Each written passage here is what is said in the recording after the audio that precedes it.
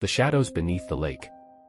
The quiet town of Ravens Hollow was known for its crystal-clear lake that mirrored the dense pine forests and the star-speckled skies. But beneath its serene surface lay whispers of an old legend, one that locals warned tourists about. They called it the shadows beneath. Mara, an aspiring journalist, wasn't one to believe in ghost stories.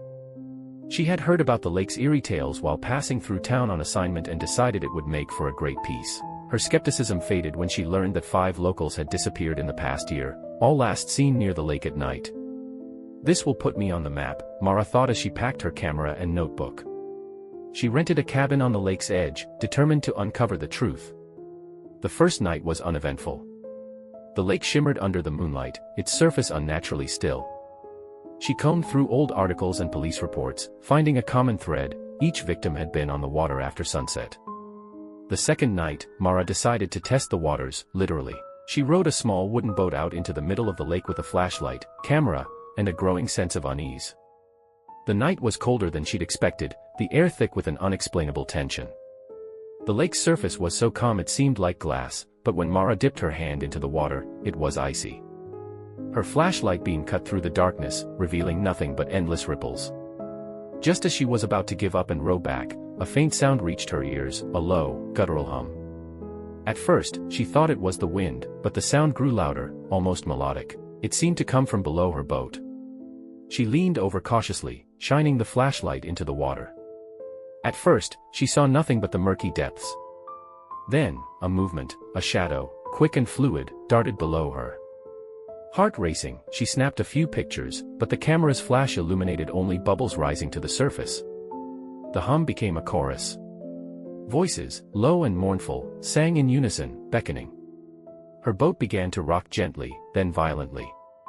She gripped the sides, her flashlight clattering to the floor. The water below churned, no longer the calm surface she had seen earlier. "Mara," a voice hissed from the dark. Her blood ran cold. She whipped her head around but saw no one. The voice came again, this time more insistent, as if someone were whispering directly into her ear. "Mara, come." The boat tipped suddenly, and she fell into the freezing water.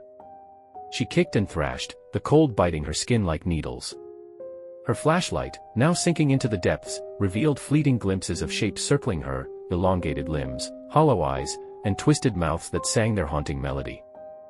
Desperate, she swam toward the boat, but it was moving away, as if pulled by an unseen force. Hands, impossibly cold and slimy, grabbed her ankle, dragging her down. She fought, her lungs burning, her vision blurring. Just as the darkness closed in, she saw a face, pale and human-like, but wrong. Its eyes glowed faintly, and its mouth moved, singing the same eerie tune. Mara awoke on the shore at dawn, gasping for air. Her clothes were soaked, and her camera was gone.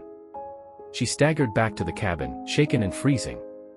In the mirror, she noticed something odd: her reflection wasn't quite right. Her eyes had a faint, unnatural glow. That night, when the moon rose, Mara heard the hum again, not from the lake, but from inside her own head. The shadows had followed her, and now, they sang only for her.